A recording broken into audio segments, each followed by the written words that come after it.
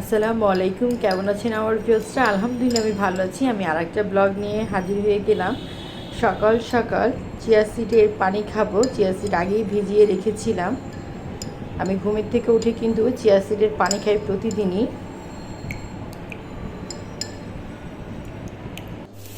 নাস্তা করে ডাইরেক্ট রান্নাঘরে ঢুকে গিয়েছি। আজকে বোম্বাই মরিচের আচার দিয়ে বাগারের আলু ভর্তা করব।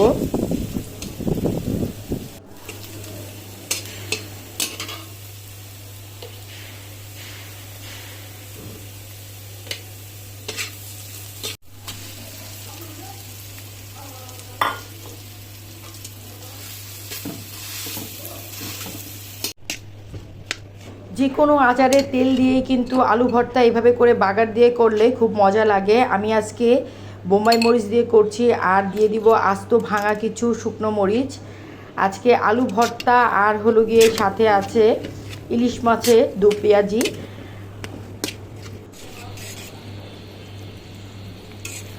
দুপুরের জন্যই ইলিশ মাছের দো পেঁয়াজি আর হলো গিয়ে আলু ভর্তা করলাম। রাতের জন্য কিছু করিনি, কারণ দুপুরে আমি, আমার বোন আর হলো গিয়ে আপনাদের ভাইয়া, আমরা তিনজন খাবো। আর রাতে আমাদের সবাই দাওয়াত আছে। আমার মামা লন্ডন থেকে এসেছে, সে আমাদের সবাইকে আস্ত খাসির বারবিকিউ করে খাওয়াবে। সেখানে আমাদের সবাইকে ডেকেছে, শুধু আমাদের ফ্যামিলি না, না আমার নানার বাড়ি যারা আছে তাদের সবাইকেই ডেকেছে। ওখানে সে নিজ হাতে আমাদের বারবিকিউ করে খাওয়াবে।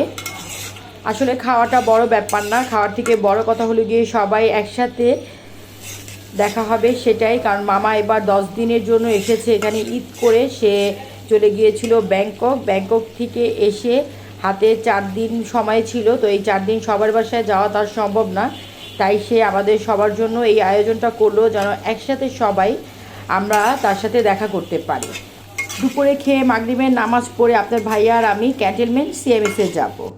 এই তো মাগরিবের পরে ক্যান্টনমেন্ট সিএমএসের দিকে আপনার ভাইয়া আর আমি যাচ্ছি।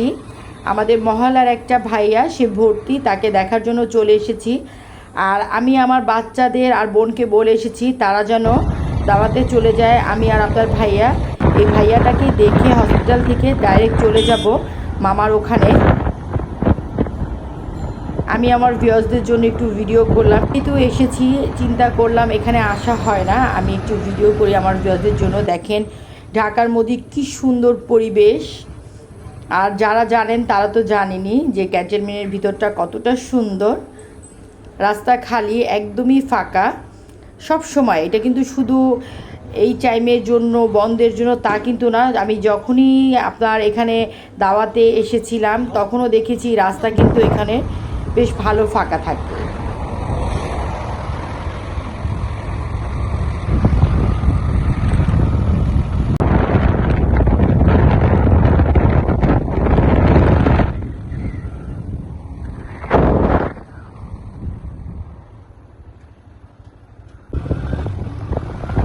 ভাইয়াকে দেখে এখন আমি আর আপনার ভাইয়া চলে যাচ্ছি। আর আমি হসপিটালটা ভিডিও করলাম না, যাওয়ার পথে আমি আমার ভিউয়ারদের জন্য একটু ভিডিও করতে করতে যাচ্ছি।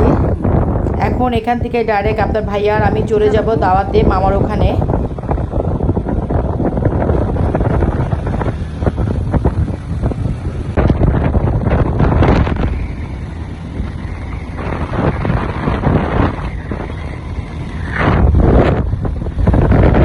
আমি চলে এসেছি। আসলে পার্টিটা হচ্ছে আমার খালার বাসায়, মামা আসলে খালার এখানেই ওঠে। তো এই তো কয়লা ধরানো হচ্ছে, নেট বিছিয়ে দিয়েছে, এখন খাসিটা দিয়ে দিবে। আর এটা আস্ত খাসিটাকে মাঝখানে টুকরো করেছে, কারণ এত বড় খাসি এটা এই নেটের উপরে দিলে ভালো করে সেদ্ধ হবে না। আর দেখা যাবে এক জায়গাটা বেশি পুড়বে আর এক জায়গাটা কম পুড়বে। কারণ যারা বারবিকিউ করেন তারা তো জানেনই যে বারবিকিউটা কিন্তু খুব কেয়ারভাবে করতে হয়, শুধু ছেড়ে দিলেই হয় না। সাথে কিছু মুরগির টুকরা দিয়ে দিল, তো দেখা যাচ্ছে দেরি হয়ে যাবে, তাই আর একটা নেটের উপরে মুরগি দিয়ে দিচ্ছে আমার খালা আর আমার আম্মু। তারা মুরগিগুলোকে উল্টাচ্ছে আর সবাই ভিডিও করার জন্য ব্যস্ত। খুব ভালো লাগছিল সবাইকে একসাথে দেখে।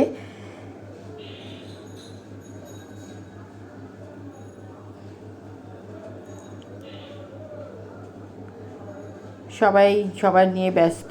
এই তো রুটি পরোটা চলে এসেছে আর মামা অ্যাভোকাডো এনেছিল, সালাদ করবে। এই তো সালাদ রেডি, সব কিছু রেডি, আমরা খেতে বসবো। ওদিকে মুরগি হচ্ছে, খাসি হচ্ছে, আর সবাই কিন্তু খুব খুশি। আর মামা খাসি রানটাকে কেটে দিয়ে দিল, আম্মু উপরে লেবু চিপে দিচ্ছে। নিচে এসে দেখি আমার খালাতো বোন টিউলিপ, সে তার বাবা মার মানে আমার খালা খালুর বিয়ের ছবি বের করে সেই ছবিগুলো দেখছে, ছোটোবেলার ছবি দেখছে। সবাই একসাথে হলে আর যা কি হয়।